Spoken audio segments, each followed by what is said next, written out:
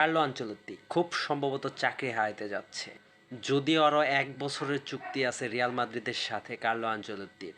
কিন্তু এই সিজনে আনচেলত্তির রিয়াল মাদ্রিদের যে পারফরম্যান্স, একদম হতশ্রী পারফরম্যান্স। রিয়াল মাদ্রিদের এরকম বেহাল অবস্থা হওয়ার জন্য রিয়াল মাদ্রিদের সাপোর্টার প্লাস রিয়াল মাদ্রিদের প্রেসিডেন্ট ফ্লোরেন্তো প্যারেস কেউই এই মুহূর্তে কার্লো আনচেলত্তির ওপর খুশি না।